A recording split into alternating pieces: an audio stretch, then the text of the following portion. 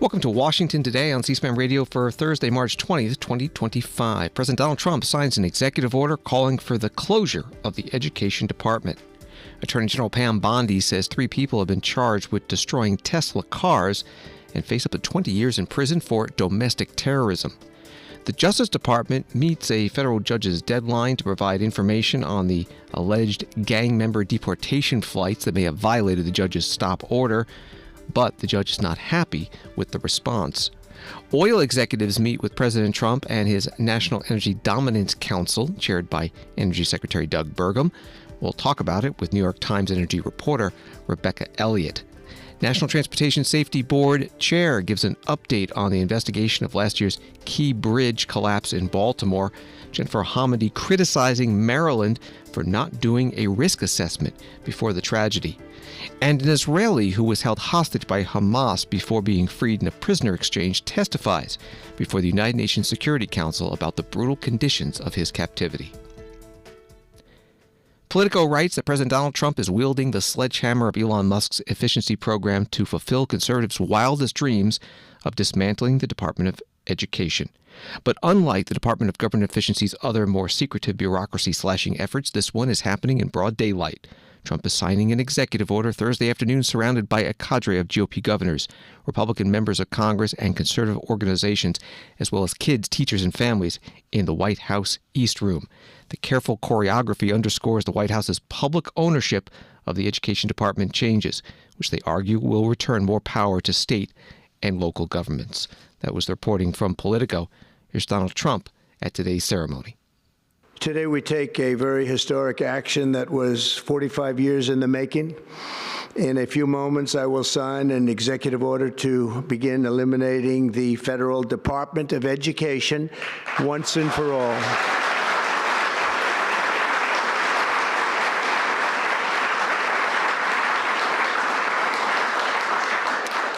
And it sounds strange, doesn't it? Department of Education, we're going to eliminate it. And everybody knows it's right. And the Democrats know it's right, and I hope they're going to be voting for it because ultimately it may come before them. But everybody knows it's right, and we have to get our children educated. We're not doing well with the world of education in this country, and we haven't for a long time. President Donald Trump in the White House East Room. White House putting out a fact sheet ahead of the ceremony that begins. Since 1979, the U.S. Department of Education has spent over $3 trillion with virtually nothing to show for it, despite per-pupil spending having increased by more than 245% over that period.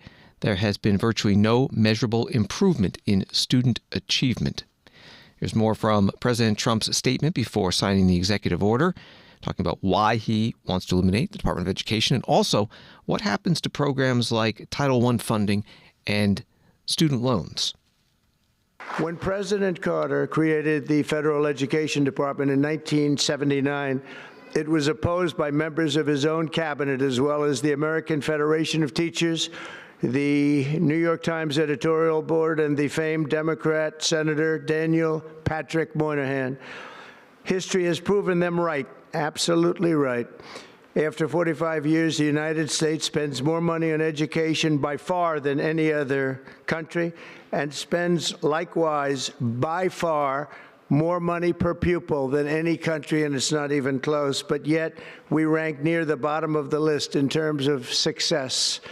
It's an amazing stat. Those are 2 stats you don't want. The most money spent per pupil, and you're at the bottom of the list. And that's where we are, like it or not. And we've been there for a long time.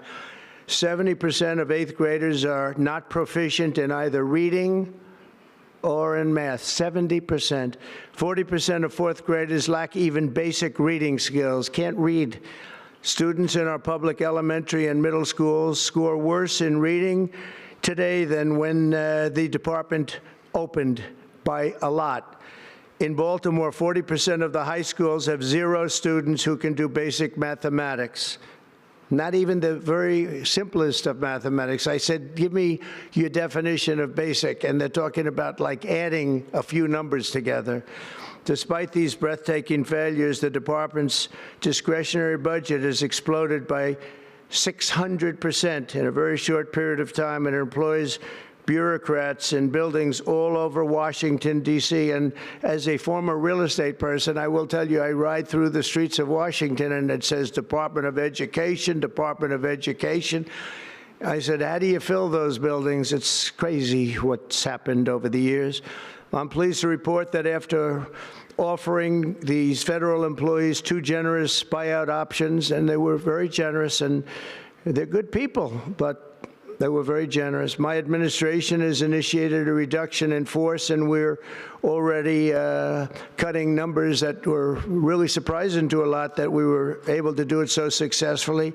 And we've cut the number of bureaucrats in half. 50% have taken office, which is great. Thank you. Under the action I'm taking today, a small handful of Democrats and others that we have employed for a long time, and there are some Republicans, but not too many, I have to be honest with you.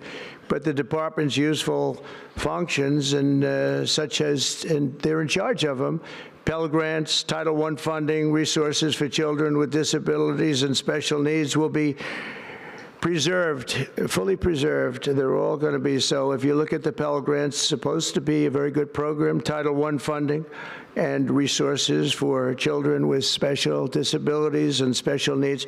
They're going to be preserved in full and redistributed to various other agencies and departments that will take very good care of them. And that's very important to Linda, I know, and it's very important to all of us.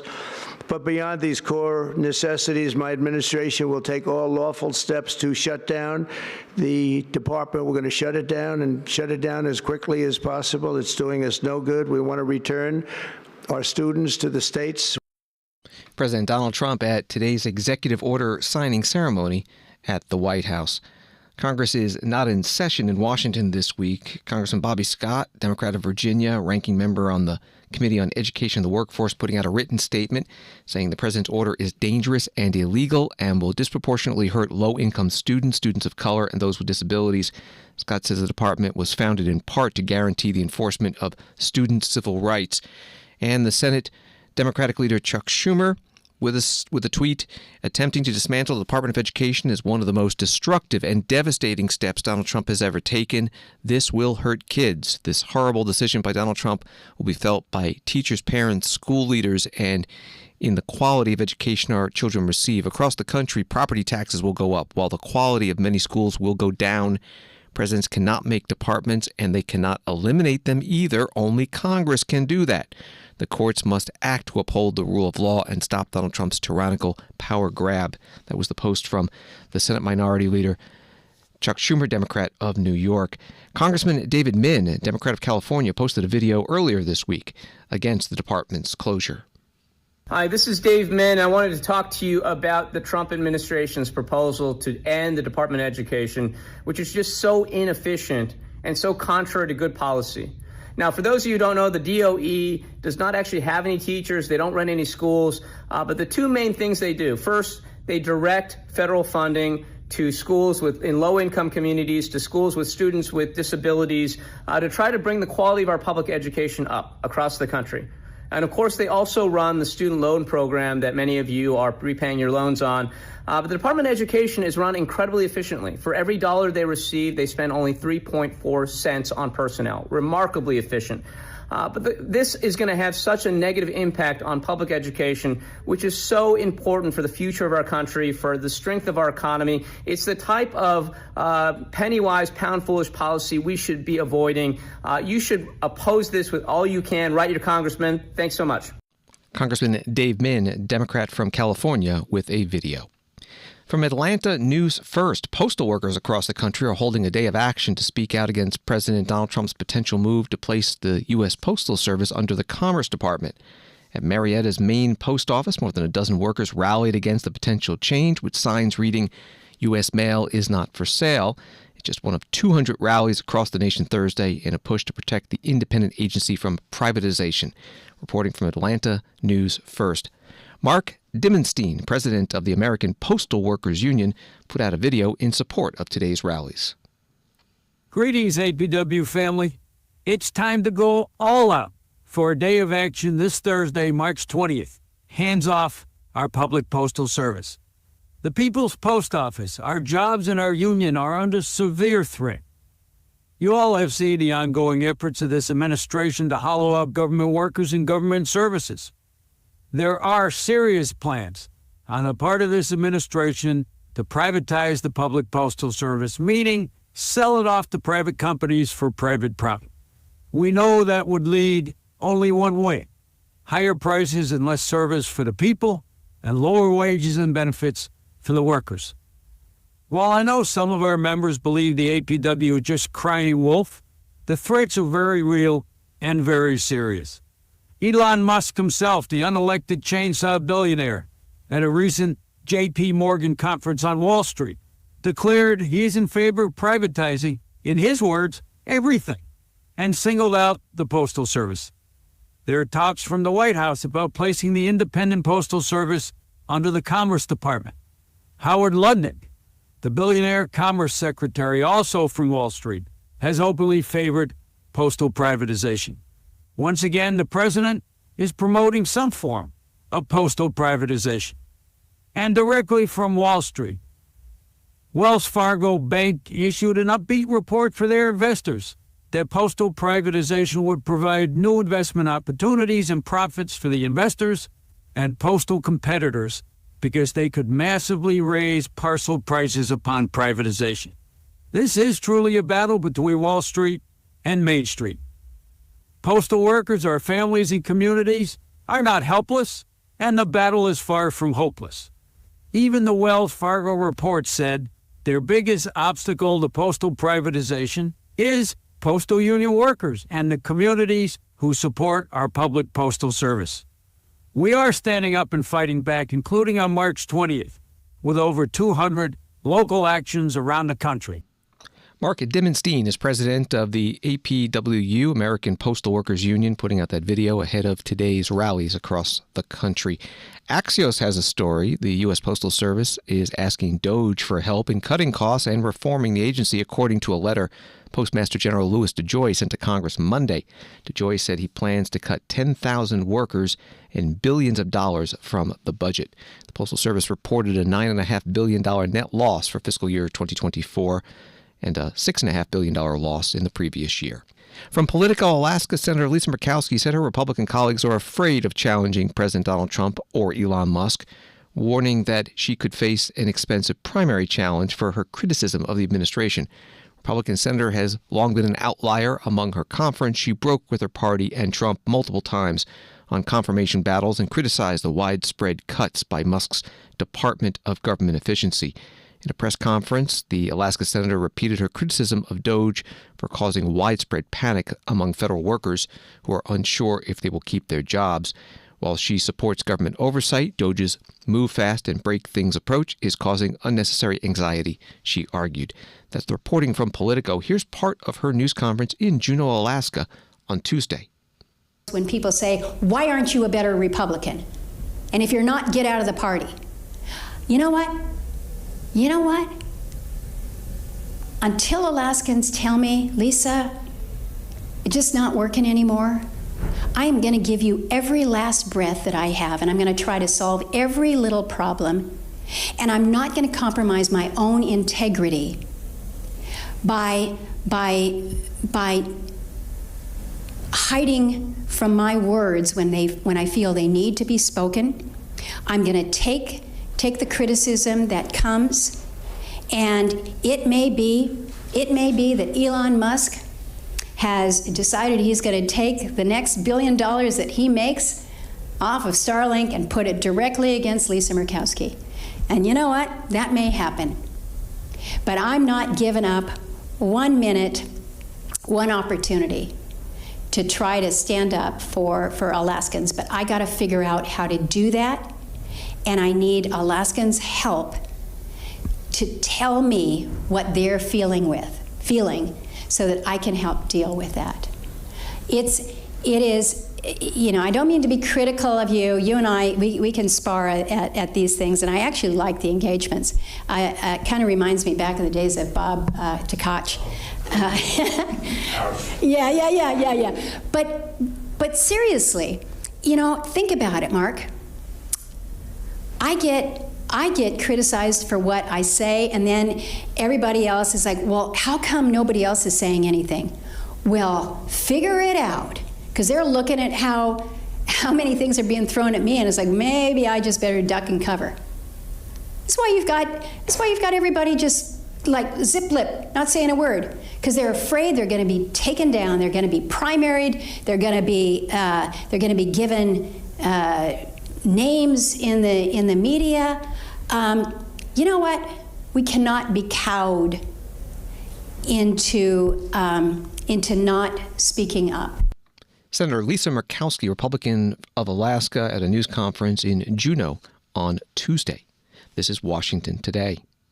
Story from the New York Post. 3 people accused of destroying Tesla cars and charging stations are facing up to 20 years in prison for domestic terrorism, U.S. Attorney General Pam Bondi announced Thursday. Bondi said in a statement, "The days of committing crimes without consequence have ended. Let this be a warning. If you join this wave of domestic terrorism against Tesla properties, the Department of Justice will put you behind bars." The Post article says the defendants are accused of using high-powered weapons and explosives to destroy property from the Elon Musk-owned car company. The White House Press Secretary Karoline Leavitt spoke about this during a news conference in the White House driveway. It came in response to a question about Commerce Secretary Howard Lutnick saying in a Fox News interview Wednesday that viewers should buy Tesla stock, which has fallen in price by more than 40% since January, because he said the price will never be this cheap again. Commerce Secretary yesterday said that Tesla stock is something that Americans should be buying. Is that the stance of the administration, that people should be investing in? Is that something that the Commerce Secretary should be recommending? I think the Commerce Secretary was reiterating that the president supports an American-made company like Tesla, who produces a very good product for the American people, which was beloved by the American people, particularly Democrats, until Elon Musk decided to vote for Donald Trump. And now we've seen despicable and unacceptable violence taking place across our country at Tesla dealerships against workers, employees, and also innocent Americans who drive these vehicles. It's actually a scary time in our country because of this political violence from the left, and the White House and the president's entire administration condemn it wholeheartedly. We'll see you guys at 4 o'clock. White House Press Secretary Karoline Leavitt answering reporters' questions in the White House driveway. A story from the Washington Post. Billionaire Elon Musk stepped up his criticism of judges who have ruled against the Trump administration, donating to Republican lawmakers who support impeaching them and amplifying President Donald Trump's mounting attacks on the courts. Musk donated this week to several GOP members of Congress who have introduced articles of impeachment against federal judges or backed the long-shot efforts, according to a person familiar with the matter who spoke on the condition of anonymity to discuss non-public information. On Thursday, Musk shared criticism of Supreme Court Chief Justice John G. Roberts, Jr. on his social media site X after Roberts rebuked calls to remove judges from the bench. That was from the Washington Post. The U.S. House Democratic leader Hakeem Jeffries put out a video on this. In America, we don't have a king, we don't have a monarch, we don't have a dictator. In our democracy, we have separate and co-equal branches of government. We don't work for Donald Trump, we work for the American people. It is the Congress's responsibility and the court's responsibility to serve as a check and balance on an out-of-control executive branch. Donald Trump, Elon Musk, and the Trump administration are completely and totally out of control. In court case after court case after court case, Donald Trump is losing and the American people are winning. So now Donald Trump is threatening to impeach federal judges who disagree with his unconstitutional and unlawful executive orders. Here's the thing. House Democrats and Senate Democrats are going to make sure that Donald Trump does not successfully impeach a single federal judge. Not one. Congressman Hakeem Jeffries, Democrat from New York, the minority leader, putting out a video. From NPR, a federal judge on Thursday said the government provided a woefully insufficient response to his prior orders in a case over President Donald Trump's use of wartime powers. Judge James Boasberg had earlier asked the Trump administration to provide more details about weekend flights that deported hundreds of alleged Venezuelan gang members to El Salvador. Despite his order to turn the planes around, he sought more proof the government was complying with his temporary restraining order. He asked the government to provide details about the flights or explain why such details fall under the state secrets doctrine. This privilege would allow the government to refuse to provide evidence that a court requests because doing so could harm U.S. national security or foreign relations. That was from NPR. U.S. Border Czar Tom Homan defended what the administration has been doing in an event at New College of Florida in Sarasota, Florida. The president, through proclamation, invoked his authorities under Alien Enemies Act, and what the media is not telling you is that that's a law passed by Congress, signed by the president. So he's taking his executive privilege and invoking that Alien Enemies Act, which is the right thing. There's been numerous investigations, deep investigations. We know that Tren de Agua come to this country to unsettle this country. They're connected to the Maduro regime, to the military and law enforcement. We know that. So they came to this country to commit violent crimes, to spread fentanyl to kill thousands of Americans, and create havoc and unsettle this nation. So the president took his authority through his executive action, and we invoked the Alien Enemies Act. It's the right thing to do. TDA is an enemy of the United States, just by the mere fact of what they did when they got here. So they are a priority of this administration. The president's been clear that criminal safety threats, public safety threats, national security threats are going to be priority one, and they are priority one of priority one. So we're going to do everything we can to get every single TDA member out of this country as quick as we can to save American lives. And that's what the president did.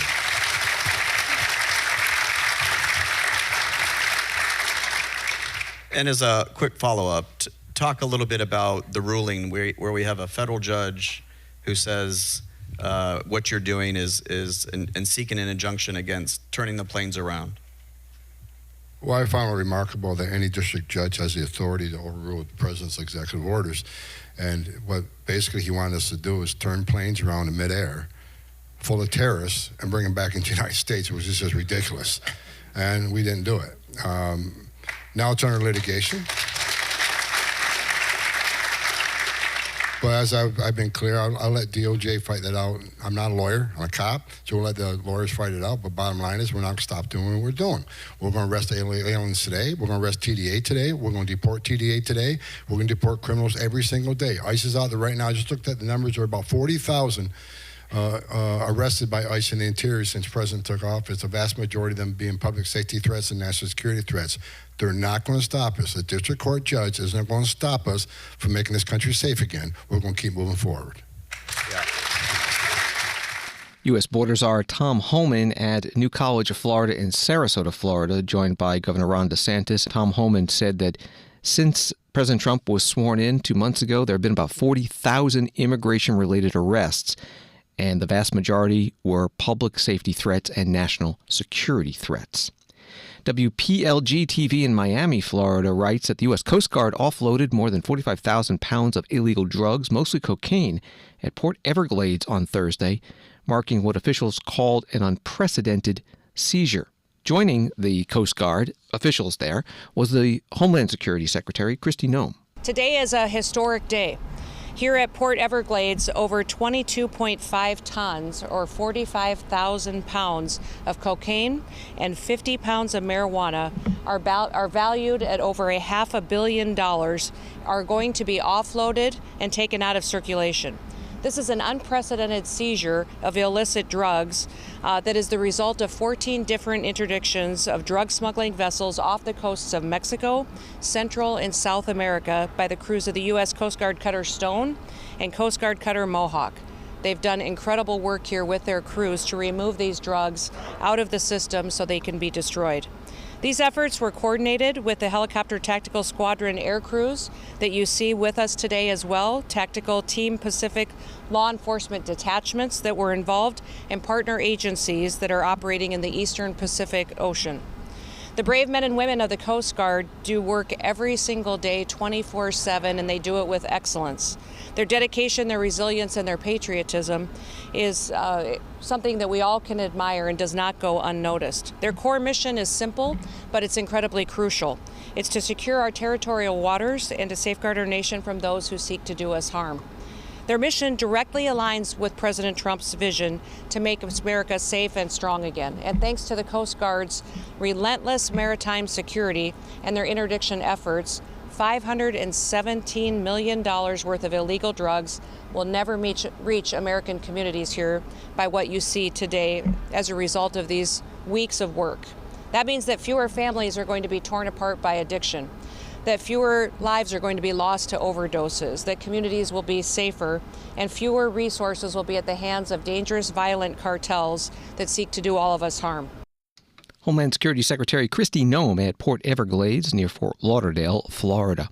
U.S. Coast Guard Acting Commandant Admiral Kevin Lunday said many of the drug cartels the Coast Guard encountered in the recent cocaine seizures were among the 8 groups that Secretary of State Marco Rubio designated as foreign terrorist organizations last month. Story from Reuters. President Donald Trump hosted top oil executives at the White House on Wednesday as he charted plans to boost domestic energy production in the midst of falling crude prices and looming trade wars. It was Trump's first sit-down with oil and gas leaders since he returned to the White House in January. The meeting included members of the American Petroleum Institute's Executive Committee, including the CEOs of Hess, ExxonMobil, Chevron, ConocoPhillips, Phillips 66, and Marathon Petroleum. That was from Reuters. Coming up, we'll speak to the reporter who wrote an article about it in the New York Times. First, Interior Secretary Doug Burgum, chair of the National Energy Dominance Council, spoke to reporters Wednesday early evening after the meeting in the White House driveway. We just completed a fantastic meeting led by President Trump with executives from the oil and gas industry. The meeting was incredibly positive, and it was easy to be positive because none of the executives in the room, and I think there was close to 15 or 20, had been invited to the White House in the last 4 years. And of course, this is an industry that represents almost 11 million employees across our nation and provides the base energy that we need for manufacturing, for consumers, for homes, whatever, whether it's electricity for your home or whether it's fuel for transportation or heat for your home. These are the people that are powering America, and to have them back part of the conversation about where our future is going and the important role that energy plays, both in terms of our economic prosperity, but also bringing peace to the world. Interior Secretary Doug Burgum in the White House driveway Wednesday night, standing beside Energy Secretary Chris Wright. And joining us now to talk about President Trump's meeting at the White House with oil company executives, Rebecca Elliott, New York Times energy reporter. Thank you for being with us. What do we know about what was talked about and any decisions made in this closed meeting? Yeah, thank you so much for having me. As you mentioned, oil executives met with the president on Wednesday at the White House.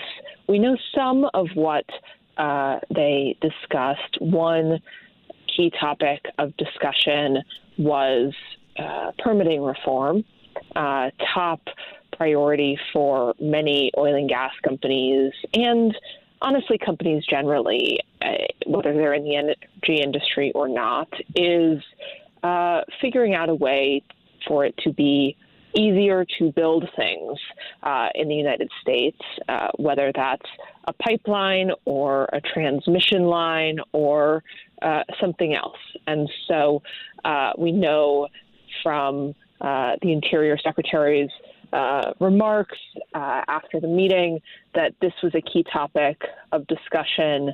Oil and gas companies have also been kind of keenly focused on pricing risks related to tariffs.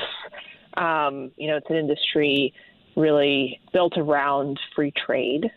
And so a lot of the back and forth on tariffs over the past couple of months have been, of concern to executives. Did the White House say why this meeting was closed? That's not something that I have insight into, that decision-making process. But we did hear, of course, from the Interior Secretary and the Energy Secretary after the meeting.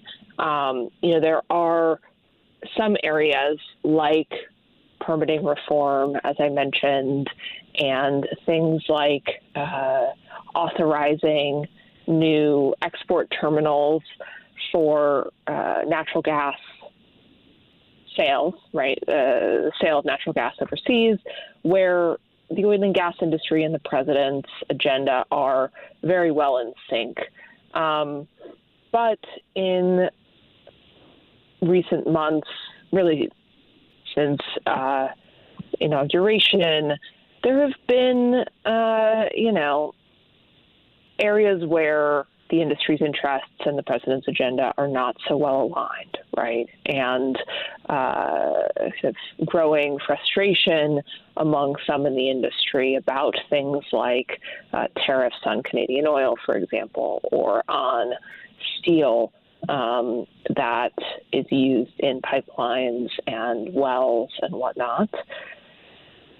Also, a key pillar of the president's agenda is to combat inflation in part by trying to bring down the cost of energy. And if you are in the business of producing and transporting and selling oil and gas, your product being cheaper is not necessarily in your interest. We're talking with Rebecca Elliott, New York Times energy reporter. Interior Secretary Doug Burgum said to reporters when asked that the price of oil was not discussed in the meeting. The price is set by the market, and anything they decide or do would not affect the prices. What do you make of that answer? I think the answer itself you kind of have to take at face value, though you do have, you've had Peter Navarro, a White House aide and trade advisor, talking recently about the benefits of oil prices at around $50 a barrel. For context, they're trading in the high 60s today, and oil and gas companies in general in the United States need prices above $60 a barrel for it to be profitable to drill a new well. And so oil prices have been kind of on the minds of folks in the industry. Really, is it indeed the administration's goal to bring prices down to that level? Though, of course, the Interior Secretary is not wrong when he says that prices, it's not something that a White House or a president has any direct control over. Of course, there are levers around the edges, but it's a commodity and it trades based on supply and demand.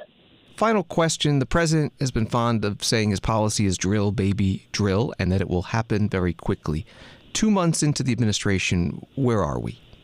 Sure. Oil and natural gas production have been at or near record highs and remain there. We haven't seen any material change in drilling activity or plans over the past few months. In fact, oil prices have fallen since mid-January. Natural gas prices have risen, on the other hand, and so there's kind of more enthusiasm in the market around producing natural gas.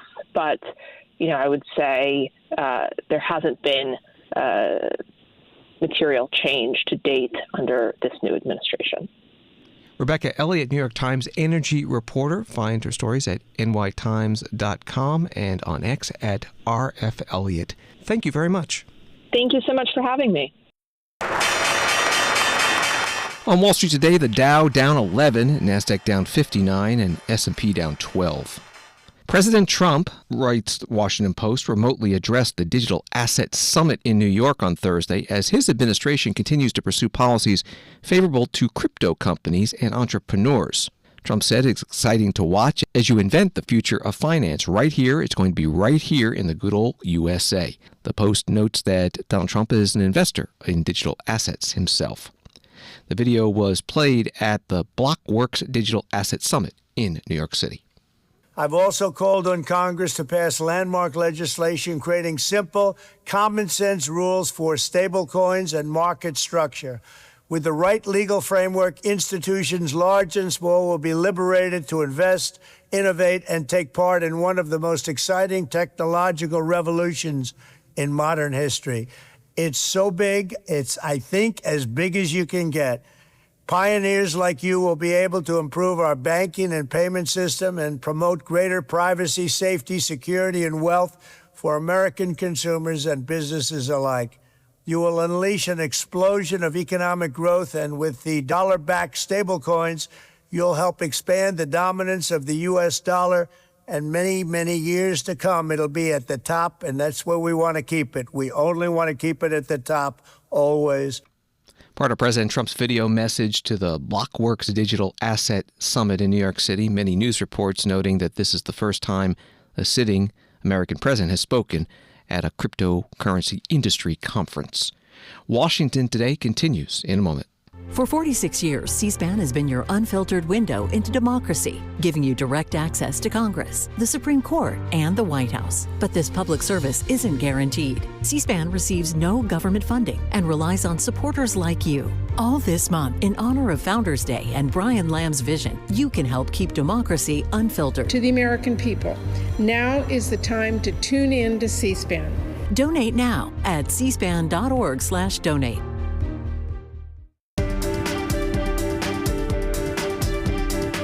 Welcome back to Washington Today, available as a podcast on the free C-SPAN Now mobile app and wherever you get your podcasts. From the New York Times, Hamas fired its first barrage of rockets in months into Israeli territory on Thursday as Israeli troops expanded their ground raids in northern Gaza in what looked increasingly like a slide back into full-scale war. There were no reports of casualties from the rockets, which were fired at Tel Aviv. The Israeli military said they were either intercepted or fell in open areas, but the barrage served as a show of resilience from the Palestinian armed group despite more than a year of war with Israel. That was from the New York Times. The United Nations Security Council held a meeting today about the Israeli-Hamas war and heard testimony from Eli Sharabi, an Israeli who was taken hostage by Hamas during the militant group's attack on Israel on October 7th, 2023. And freed in a prisoner exchange a month ago. For 491 days, I was kept mostly underground in Hamas terror tunnels, chained, starved, beaten, and humiliated. I was held captive in the darkness, isolated from the world by Hamas terrorists. They took pleasure in our suffering. I survived on scraps of food with no medical attention and no mercy. When I was released, I weighed just 44 kilos. I had lost over 30 kilos, nearly half my body weight. For 491 days, I held on to hope. I imagined a life we would rebuild. I dreamed of seeing my family again. Only when I returned home, I learned the truth. My wife and my daughters had been slaughtered by Hamas terrorists on October 7. I'm here today, less than 6 weeks ago after my release, to speak for those still trapped in that nightmare. For my brother Yossi, murdered in Hamas captivity, his body still held hostage. For Alon Oel, still 50 meters underground, I swore to him that I would tell his story. For Hirsch, Ori, Eden, Carmel, Almog and Alexander, murdered in cold blood by their captors. For every hostage still in Hamas hands, I'm here to tell you the whole truth. Eli Sharabi, former hostage held by Hamas, testifying before the United Nations Security Council in New York City. Another New York Times article reads, of the 251 people seized and taken into Gaza during the attacks of October 7, 2023, 130 or more hostages have been released. The Israeli military has retrieved the bodies of at least 40 others, and fewer than half of the 59 left are still thought to be alive, according to the Israeli government. The United Nations Relief Coordinator Tom Fletcher told the Security Council earlier this week that with the resumption of fighting between Israel and Hamas, humanitarian aid has stopped flowing into Gaza. Eli Sharabi said today that he saw aid entering Gaza that never made it to hungry Palestinians. I know that you discuss the humanitarian situation in Gaza very often.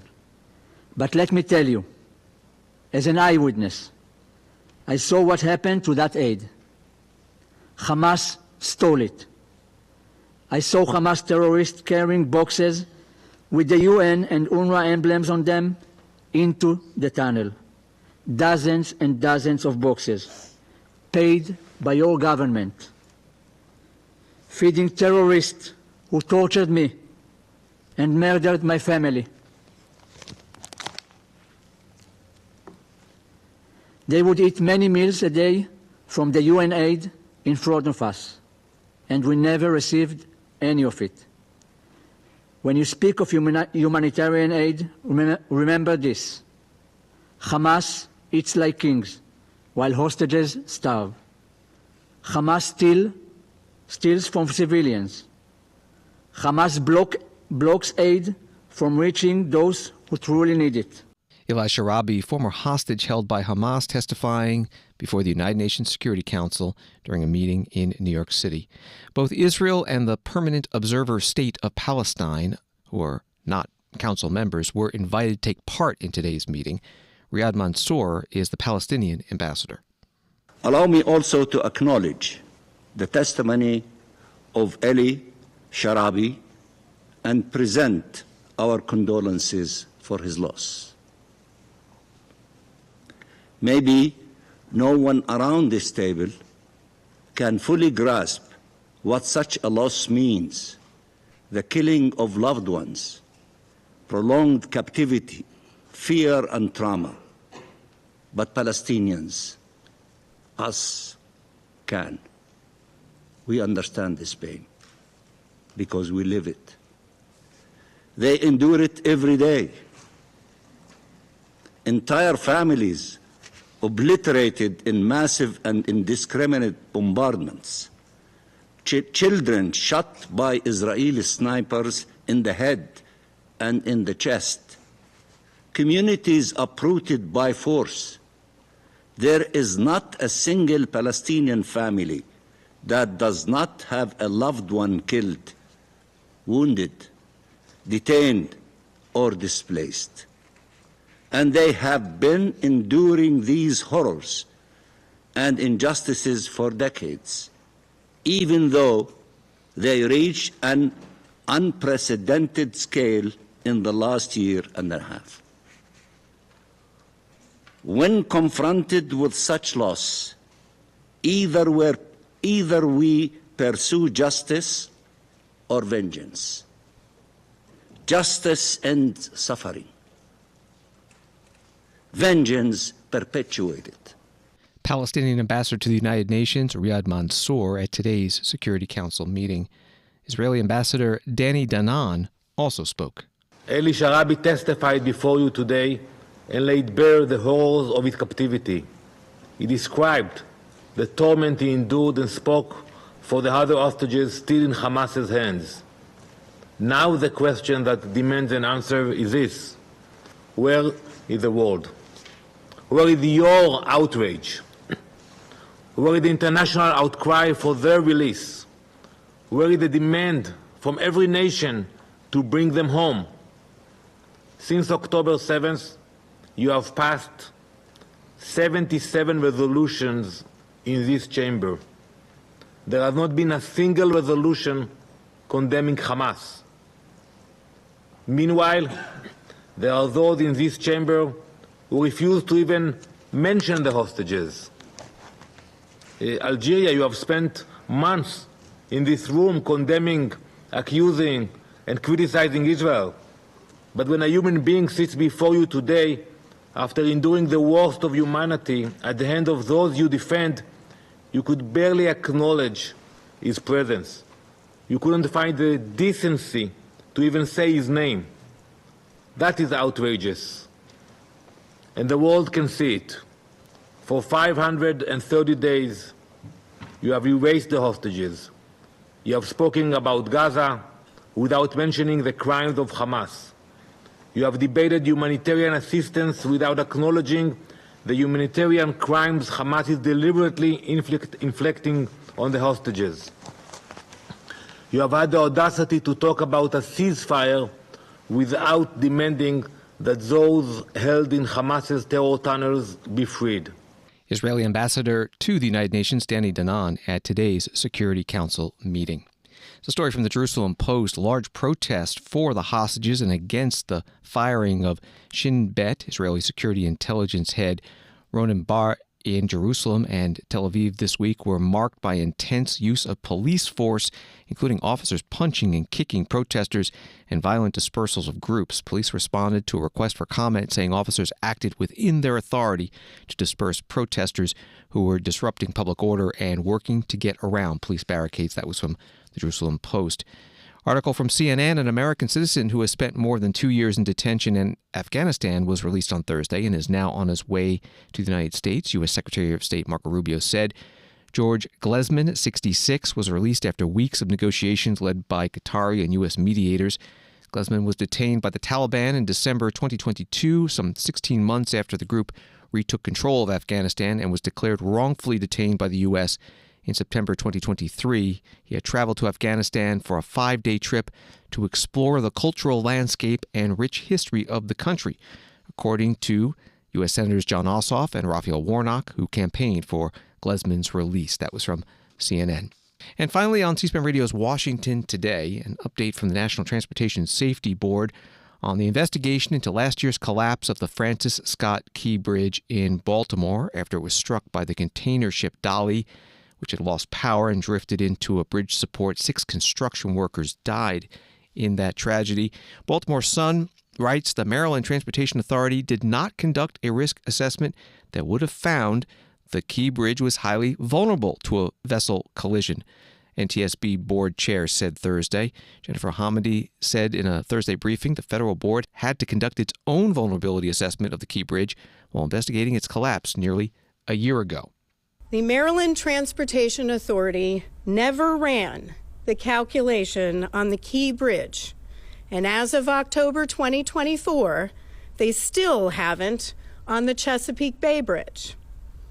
Had they ran the calculation on the Francis Scott Key Bridge, the MDTA would have been aware that the bridge was almost 30 times greater than the risk threshold AASHTO sets for critical essential bridges. 30 times greater. And almost 15 times greater for Pier 17, which the Dolly struck, as well as Pier 18.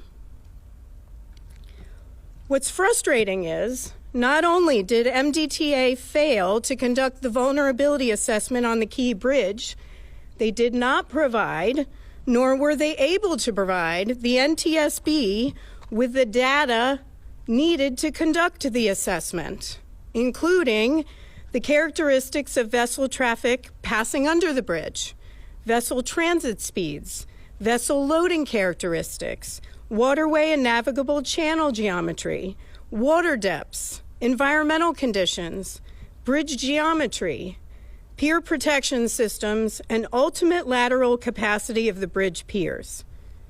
We asked them for that data. They didn't have it. We had to develop that data ourselves with the help of our federal partners at the Federal Highway Administration. And I want to take a moment to thank the team at the Federal Highway Administration for all their assistance on this investigation.